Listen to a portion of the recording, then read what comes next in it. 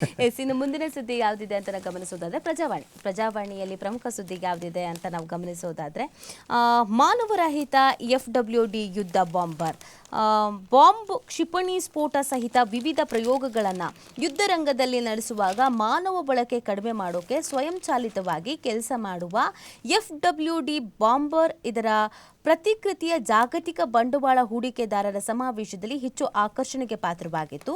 ಭಾರತದ ಪ್ರಥಮ indigenous aircraft ಅಂತ ಹೆಸರು ಪಡೆದಿರುವಂಥ ಈ ಬಾಂಬರ್ ಅನ್ನ ಎಲೆಕ್ಟ್ರಾನಿಕ್ಸ್ ಸಿಟಿಯ flying wedge defence and aerospace company ತಯಾರಿಸಿದೆ. ಲೇಸರ್ ಗೈಡೆಡ್ ರಾಕೆಟ್, ಕ್ಯಾಮೆರಾ ಮತ್ತು ಸಂವಹನ, ನೈಜ ಸಮಯದ ಕಾರ್ಯಾಚರಣೆ, ಗಡಿ ಭದ್ರತೆ, ಭಯೋತ್ಪಾದನೆಯ ವಿರುದ್ಧ ಕಾರ್ಯಾಚರಣೆಗಳಿಗೆ ಬಳಸ್ಕೊಳ್ಬಹುದು ಇದನ್ನ ಅಂತ ಹೇಳಲಾಗ್ತಾ ಇದೆ. ದಾದಾ ಮಾನವರಹಿತ ಯುದ್ಧದ ವೈಮಾನಿಕ ವಾಹನ ಇದಾಗಿದೆ.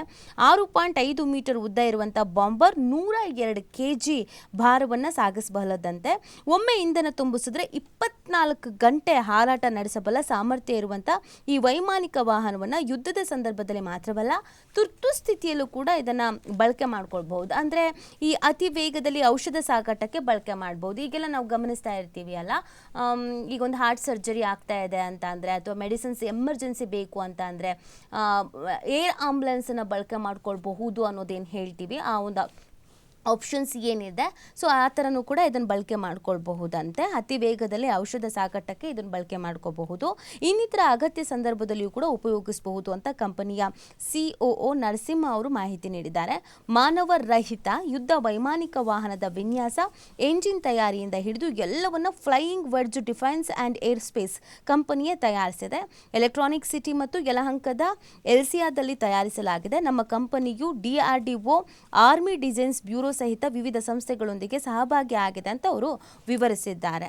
ಇದರ ಅಂತಾರಾಷ್ಟ್ರೀಯ ಬೆಲೆ 250 ಕೋಟಿ ಆಗಿದ್ದು, ನಾವು ಇಲ್ಲಿನ ಸಂಪನ್ಮೂಲಗಳನ್ನು ಬಳಸಿಕೊಂಡು ತಯಾರಿಸಿರೋದ್ರಿಂದ 25 ಕೋಟಿಗೆ ಒದಗಿಸಿದ್ದೇವೆ ಅಂತ. ನೋಡಿ, 250 ಕೋಟಿಯಲ್ಲಿ 25 ಕೋಟಿಯಲ್ಲಿ ಸೊ ನಮ್ಮಲ್ಲಿ ಈ ಥರದ್ದೆಲ್ಲ ತಯಾರಿ ಆಗತ್ತೆ ಅಂತ ಅನ್ನೋದು ನಿಜ ನಮ್ಮ ಹೆಮ್ಮೆ ಮತ್ತು ಹೆಗ್ಗಳಿಕೆ ಕೂಡ ಹೌದು. ಯಾಕಂದರೆ ಇಷ್ಟು ಅವಕಾಶ ಇರುವಂಥ ಅಥವಾ ಇಷ್ಟು ರೀತಿಯಾದಂಥ ಪ್ರಾಮುಖ್ಯತೆ ಇರುವಂಥದ್ದು ನಮ್ಮಲ್ಲೇ ಸಿದ್ಧ ಆಗತ್ತೆ.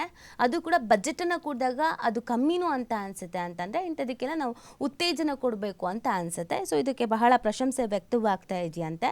ಇದೊಂದು ಮಾನವರಹಿತ FWD ಆಗಿರೋದ್ರಿಂದ ಯುದ್ಧದ ಸಂದರ್ಭದಲ್ಲೂ ಕೂಡ ಇದನ್ನೆಲ್ಲ ಬಳಕೆ ಮಾಡ್ಕೊಳ್ಬೋದು, ಅದು ಕೂಡ ಕಡಿಮೆ ಬೆಲೆಗೆ ಸಿಗ್ತಾ ಇದೆ ಅನ್ನುವಂಥದ್ದು ಒಂದು ಖುಷಿಯ ವಿಚಾರ ಆಗಿದೆ. ಇನ್ನು ಮುಂದಿನ ಸುದ್ದಿ ಏನಂತಂದರೆ, ಮುಂದಿನ ಸುದ್ದಿ, ಉದಯಗಿರಿ ಪುಂಡರು ಈಗ ಅರೆಸ್ಟ್ ಆಗಿದ್ದಾರೆ.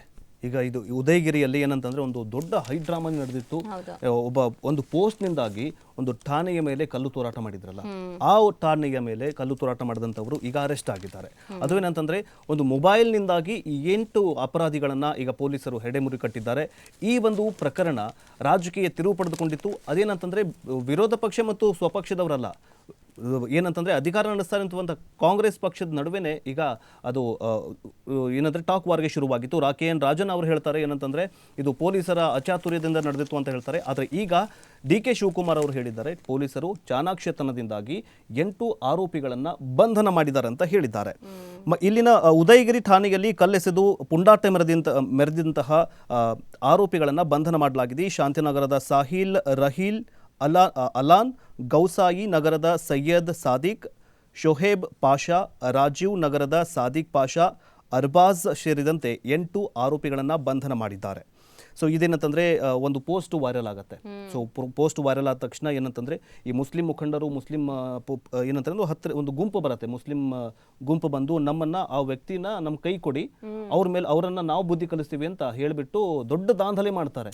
ದಾಂಧಲೆ ಮಾಡಿ ಪೊಲೀಸರು ಏನು ಮಾಡ್ತಾರೆ ಅಂತಂದರೆ, ಪೊಲೀಸ್ ಠಾಣೆ ಮೇಲೆ, ಪೊಲೀಸರ ಮೇಲೆ ಕಲ್ಲು ತೂರಾಟ ಮಾಡಿ ದೊಡ್ಡ ಹೈಡ್ರಾಮಾ ಶುರು ಮಾಡಿದ್ರು.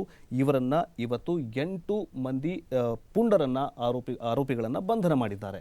ಸೊ ಏನಂತಂದ್ರೆ, ಒಂದು ಮೊಬೈಲನ್ನು ಬಿಟ್ಟು ಹೋಗಿದ್ದ, ಆ ಮೊಬೈಲನ್ನು ಟ್ರೇಸ್ ಮಾಡಿದ್ದಾರೆ. ಆಮೇಲೆ 15ಕ್ಕೂ ಹೆಚ್ಚು ಏನಂತಂದ್ರೆ CCTV ಫುಟೇಜ್ಗಳನ್ನು ರಿಟ್ರೀವ್ ಮಾಡಿದ್ದಾರೆ. DVRಗಳನ್ನು ತೆಗೆದುಕೊಂಡು ಪರಿಶೀಲನೆ ಮಾಡಿದಾಗ ಈಗ ಸದ್ಯಕ್ಕೆ 8 ಮಂದಿಯನ್ನ ಆರೋಪಿಗಳನ್ನು ಬಂಧನ ಮಾಡಿದ್ದಾರೆ. ಸೊ ಇದಕ್ಕೆ ಸಂಬಂಧಪಟ್ಟಂತೆ ಡಿ ಕೆ ಶಿವಕುಮಾರ್ ಅವರು ಒಂದು ಸ್ಟೇಟ್ಮೆಂಟ್ ಕೊಡ್ತಾರೆ. ಉದಯಗಿರಿಯಲ್ಲಿ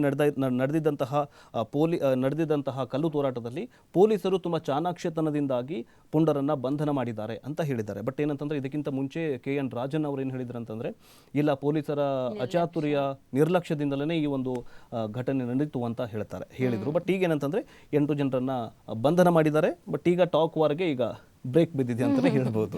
ಓಕೆ, ಆಯ್ತು. ಮುಂದಿನ ಸುದ್ದಿ ಯಾವುದು ಅಂತ ಗಮನಿಸೋದಾದ್ರೆ, ನಿರ್ಜನ ಪ್ರದೇಶಕ್ಕೆ ಕರೆದೊಯ್ದು ಸುಲಿಗೆಯನ್ನ ಮಾಡಲಾಗಿದೆ. ನಗರಕ್ಕೆ ಬರುವ ಹೊರ ರಾಜ್ಯಗಳ ಪ್ರಯಾಣಿಕರನ್ನೇ ಗುರಿಯಾಗಿಸಿ ನಿರ್ಜನ ಪ್ರದೇಶಕ್ಕೆ ಕರೆದೊಯ್ದು ಮಾರಕಾಸ್ತ್ರವನ್ನು ತೋರಿಸಿ ನಗದು ಹಾಗೂ ಚಿನ್ನಾಭರಣ ಸುಲಿಗೆ ಮಾಡ್ತಾ ಇದ್ದ 2 ಆಟೋ ಚಾಲಕರನ್ನ ಕಮರ್ಷಿಯಲ್ ಸ್ಟ್ರೀಟ್ ಠಾಣೆ ಪೊಲೀಸರು ಬಂಧಿಸಿದ್ದಾರೆ. ಆನೆಪಾಳ್ಯ ನಿವಾಸಿಗಳಾದ ಮೊಹಮ್ಮದ್ ನೇಫೆಲ್ ಮತ್ತು ಜಾವೇದ್ ಖಾನ್ 25 ವರ್ಷದವರು ಇಬ್ಬರೂ ಕೂಡ ಬಂಧಿತರು ಅನ್ನೋದು ಗೊತ್ತಾಗ್ತಾ ಇದೆ.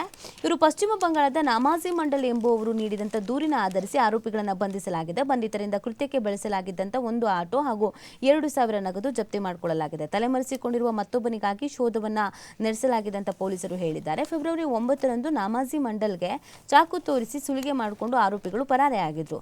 ದೂರದಾರ ಮಂಡಲ್ ಅವರು 2 ತಿಂಗಳ ಹಿಂದೆ ನಗರಕ್ಕೆ ಬಂದು ನಾರಾಯಣಪುರದ ಬಾಡಿಗೆ ಮನೆಯಲ್ಲಿ ನೆಲೆಸಿದ್ದಾರೆ. ನಿರ್ಮಾಣ ಹಂತದ ಕಟ್ಟಡದಲ್ಲಿ ಗಾರೆ ಕೆಲಸ ಮಾಡ್ತಾ ಇದ್ದಾನೆ.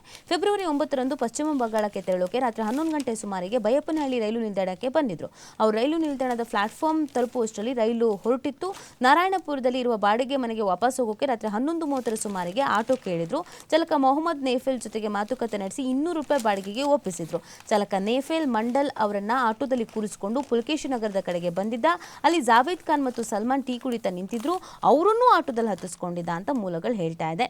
ಶಿವಾಜಿನಗರ ಬಸ್ ನಿಲ್ದಾಣ ಸಮೀಪದ ನಿರ್ಜನ ಪ್ರದೇಶಕ್ಕೆ ಮಂಡಲ್ ಅವರನ್ನ ಕರೆದೊಯ್ದು ಚಾಕು ತೋರಿಸಿ ಹಣಕ್ಕೆ ಬೇಡಿಕೆ ಇಟ್ಟಿದ್ರು. ಹಣ ಇಲ್ಲ ಅಂದಾಗ ಆತನ ಜೇಬಿನಲ್ಲಿದ್ದ 2,000 ಕಸಿದುಕೊಂಡು ಮಂಡಲ್ ಅವರನ್ನ ರಸ್ತೆಯಲ್ಲೇ ಬಿಟ್ಟು ಪಾರಾಗಿದ್ರು ಅಂತ ಹೇಳಲಾಗ್ತಾ ಇದೆ.